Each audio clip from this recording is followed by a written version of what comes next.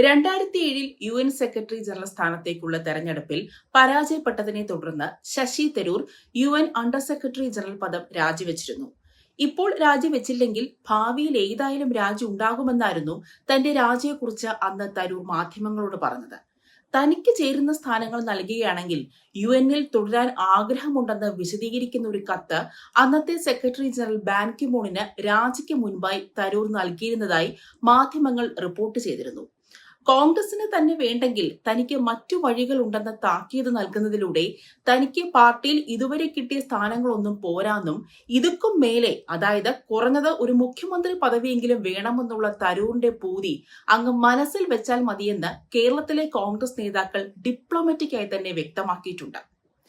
കേരളത്തിലെ കോൺഗ്രസ് നേതാക്കളിൽ അതിഗംഭീരമായി രാഷ്ട്രീയം സംസാരിക്കുന്ന നേതാവാണ് കെ മുരളീധരൻ.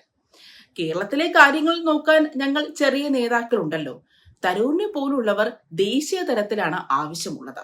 മുഖ്യമന്ത്രി പദവിയോടുള്ള തരൂരിന്റെ മോഹത്തെ അതിവിദഗ്ധമായി ഡിപ്ലോമാറ്റിക്കായാണ് മുരളീധരൻ ഡീല് ചെയ്തത്. തദ്ദേശ നിയമസഭാ തെരഞ്ഞെടുപ്പ് അടുത്തിരിക്കെ ചെറിയ തലവേദനയൊന്നുമല്ല തരൂർ സംസ്ഥാന കോൺഗ്രസിന് ഇപ്പോൾ ഉണ്ടാക്കിയിട്ടുള്ളത്. ആദ്യം വ്യവസായ വികസനത്തെ മഹത്വവൽക്കരിച്ചുകൊണ്ട് പ്രധാനമന്ത്രി നരേന്ദ്രമോദിയെയും മുഖ്യമന്ത്രി പിണറായി വിജയനെയും പ്രശംസിച്ച് ഇന്ത്യൻ എക്സ്പ്രസിൽ അദ്ദേഹം ഒരു ലേഖനം എഴുതി. അതിനുശേഷം രാഹുൽ ഗാന്ധിയുമായി കൂടിക്കാഴ്ച നടത്തിയെങ്കിലും ആ കൂടിക്കാഴ്ചയിൽ തരൂർജി അത്ര തൃപ്തരല്ലെന്ന് തോന്നുന്നു. ഇപ്പോൾ ഇന്ത്യൻ എക്സ്പ്രസിലൂടെ വീണ്ടും തരൂർജി വക അടുത്ത ബോംബ്.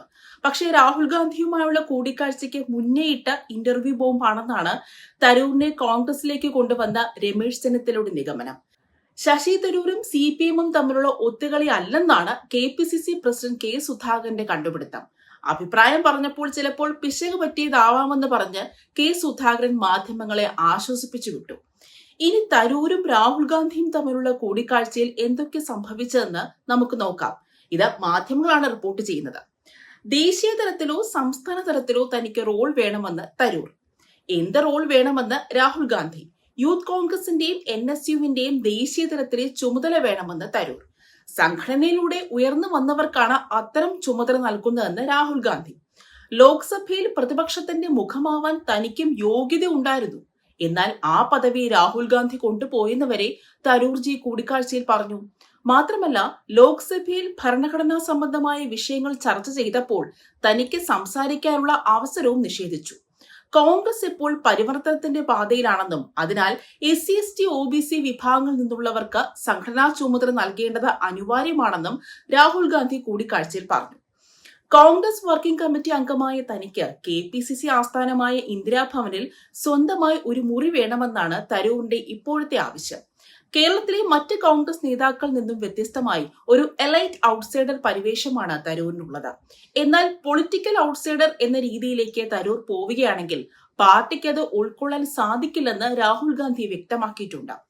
ഏതായാലും തരൂർ കൊടുത്ത തലവേദനയിൽ CPM ഡബിൾ ഹാപ്പിയാണ്. കോൺഗ്രസ് വിട്ടുവെന്ന് വെച്ച് തരൂർ ഒരിക്കലും അനാഥനാവില്ലെന്നാണ് തോമസ് ഐസക് പറയുന്നത്. തരൂരിനെ എന്തിനാണ് കോൺഗ്രസുകാർ ആക്രമിക്കുന്നതെന്നാണ് EP ജയരാജന്റെ ആശങ്ക. സ്ഥാനം കിട്ടാത്തതുകൊണ്ട് UN-ൽ നിന്നും തരൂർ പോയതുപോലൊരു പോക്ക് എപ്പോൾ വേണമെങ്കിലും പ്രതീക്ഷിക്കാം. തരൂർജി സംഖ്യയാകുമോ അതോ സഖാവാകുമോ, അതോ ഇത് രണ്ടുമല്ലാതെ രാഷ്ട്രീയ കേരളത്തെ ഞെട്ടിക്കുന്ന ഒരു ചാട്ടം ചാടുമോ? കാത്തിരുന്ന് കാണാം.